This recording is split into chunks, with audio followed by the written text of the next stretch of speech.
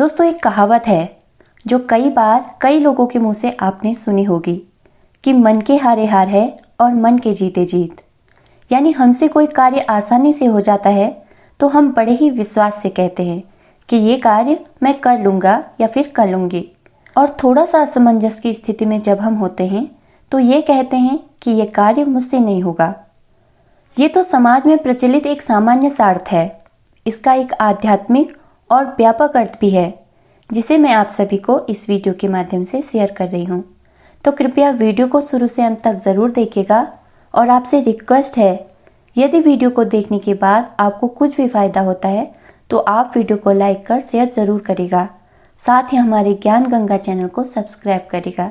तो आइए video start करते हैं। नमस्कार दोस्तों, हमारे ज्ञान गंगा यूट्यूब चैनल पर आपका फिर से स्वागत है। दोस्तों, मन के हारे हार है और मन के जीते जीत, इसका सही अर्थ समझने के लिए सबसे पहले हमें अपने मन को समझना होगा कि मन किसको कहते हैं, मन के कार्य क्या है, मन और शरीर का संबंध क्या है। तो आइए इस वीडियो की शुरुआत एक भजन से करते हैं। मन लहर लहर लहराए, कौन इसे ठहराए, कोई कितना ही समझाए, मन उतना ही उलझाए। तन एक रथ है तो मन उसका सारथी, छत्रपति है जीवात्मा। सौरज धीरज दो पहिए हैं, सत्यशील दो बड़े महात्मा। चार घोड़ों को चार दिशाओं में, मन ही तो दौड़ाए, मन ही तो दौड़ाए। मन लहर लहर लहराए, कौन इसे ठहराए, कोई कितना ही समझाए, मन उतना ही उलझाए, मन उतना ही उलझाए। तो इस भजन का अर्थ है, जिस प्रकार समुद्र में लहरें उठती हैं ठीक उसी प्रकार हमारे मन में वेग उठते हैं। अब चाहे समुद्र की लहरें हों या फिर मन के वेग हों, ये दो प्रकार की होती हैं, कल्याणकारी और विनाशकारी। दोनों ही स्थितियों में मन को संभालना बड़ा ही कठिन है। दोस्तों, हमारा शरीर जो है एक रथ के समान है। आओ इस रथ में अपने मन की स्थिति को समझते हैं। इस रथ में सबसे ऊपर जो छत्रपति है यानी रथ का मालिक है, वही जीवात्मा है, और जो इस रथ का सारथी है वही हमारा मन है। दो पहिए जो इस रथ में हैं, वही सौरज और धीरज हमारी दो बड़ी ताकतें हैं। और जो इस रथ के आगे ध्वजा पताकाएं खड़ी हैं, वे सत्य और शील के प्रतीक हैं। इन्हीं से हमारे चरित्र की पहचान होती है। इस रथ में जुते हुए चार घोड़े हमारे मन में उठने वाले तीव्र वेग हैं, जो काम, क्रोध, लोभ और मोह के प्रतीक हैं। ये जो कुरुक्षेत्र का मैदान है जिस पर ये रथ खड़ा है, वो हमारे जीवन की यात्रा है, और इस जीवन संघर्ष में हमको धर्म, अर्थ, काम और मोक्ष जो चार दिशाएं बताई गई हैं, उनमें सफलतापूर्वक विजय प्राप्त करनी है। यही जीवन के चार पुरुषार्थ भी बताए गए हैं। तो इसके बारे में हम आगे चर्चा करेंगे। फिलहाल मन के बारे में जान लेते हैं। दोस्तों, जैसे बिना लगाम के घोड़े में बैठना खतरे से खाली नहीं है, क्योंकि एक तो वह दिशाहीन है, वो हमें हमारी मंजिल तक नहीं पहुंचा सकता, और दूसरा वह हमें कहीं पर भी गिरा सकता है। इसीलिए हमें अपने चंचल और चलायमान मन को संयम द्वारा संयमित करना होगा। दोस्तों, हमारे मन में काम, क्रोध, लोभ, मोह के जो उठने वाले तीव्र वेग हैं, इन्हीं के बारे में इतिहास प्रसिद्ध पंडित चाणक्य जी कहते हैं, ना अस्ति काम समो व्याधिर, ना अस्ति मोह समो रिपु, ना अस्ति कोप समो बहिर, ना अस्ति ज्ञानात् परम सुखम। यानी काम वासना से बड़ा कोई रोग नहीं है, मोह से बढ़कर कोई शत्रु नहीं है, क्रोध से बड़ी कोई अग्नि नहीं है, और ज्ञान से बड़ा कोई सुख नहीं है। तो इसी विषय को तुलसीदास जी भी अपनी रामचरितमानस में इस प्रकार से लिखते हैं, मोहन अंध कीन केहि केहि, को जग काम न चावन जेहि, तृष्णा न केहि न कीन बौराहा, केहि कर हृदय क्रोध नहीं दाहा।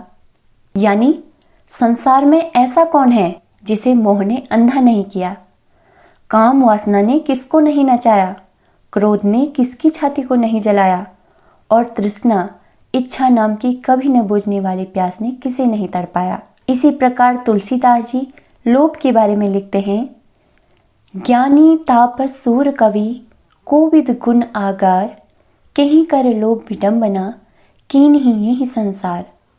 यानी ज्ञानी, तपस्वी, सूरवीर, कवियों, कलाकारों और गुणीजनों में ऐसा कौन है जो इस लोभ से बचा हुआ है?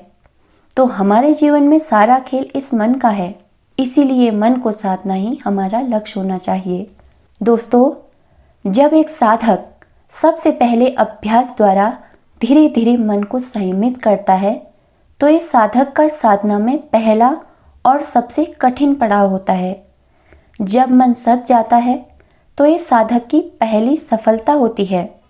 इसे ही सम कहा जाता है, क्योंकि संयमित मन न तो भावनाओं के वेग में बहता है और न ही सांसारिक इंद्रिय विषयों की ओर आकर्षित होता है। तो इस तरह हमारी इंद्रियां स्वतः ढीली पड़ जाती हैं और बस में होने लगती हैं। इंद्रियों का बस में होना ही साधक की दूसरी सफलता है। इसे दम कहा जाता है। इस प्रकार संयमित मन जिस दिशा में भी अपनी रथ को ले जाता है, तो काम, क्रोध, लोभ, मोह के घोड़े अपने मालिक के दिशा निर्देशों का पालन करते हुए आगे बढ़ते हैं। इसी अनुशासन को ही नियम कहा जाता है। तो सम दम नियम की साधना के द्वारा साधक जिस दिशा में भी आगे बढ़ता है, तो सबसे पहले उसका परिचय धर्म से होता है। धर्म को धारण करने वाला ही धर्मात्मा कहलाता है और यही जीवन का सबसे पहला पुरुषार्थ है। ऐसा धर्मात्मा पुरुष अपने जीवन में जो भी धन कमाता है उसे ईमानदारी से कमाता है और ईमानदारी से ही खर्च करता है। यानी उस पुरुष को अब धन के प्रति भी कोई मोह नहीं है। धन से मोह भंग होना ही अर्थ पर विजय है और यही हमारे जीवन का दूसरा पुरुषार्थ है। दोस्तों, हमारे धर्म शास्त्रों और वेदों में 4 पुरुषार्थ बताए गए हैं, जो क्रमशः धर्म, अर्थ, काम और मोक्ष हैं। यही जीवन की 4 दिशाएं भी हैं। तो धर्म और अर्थ के बारे में हम जान चुके हैं। अब है तीसरा पुरुषार्थ काम। इस पर चर्चा करते हैं। दोस्तों, यहाँ पर काम का अर्थ कामनाओं या फिर इच्छाओं से है। धर्म के रास्ते पर चलने वाले पुरुष को संसार से विरक्ति हो जाती है और विरक्ति से मनुष्य के मन में इच्छाएं शेष नहीं रहती। तो कामनाओं पर विजय पाना ही हमारे जीवन का तीसरा पुरुषार्थ है। तुलसीदास जी ने भी रामचरितमानस में स्पष्ट किया है कि धर्म ते विरति, योग ते ज्ञाना, ज्ञान मोक्ष प्रद वेद बखाना।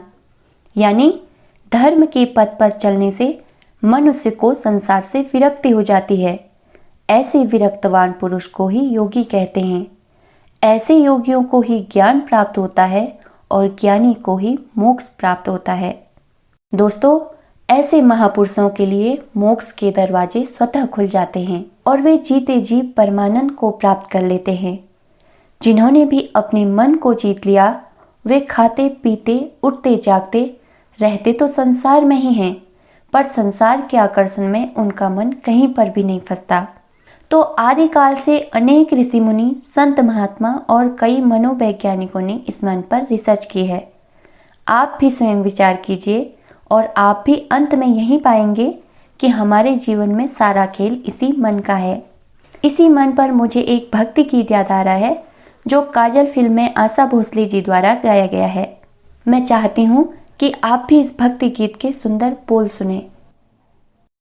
प्राणी अपने प्रभु से पूछे, किस विधि पाऊं तो है।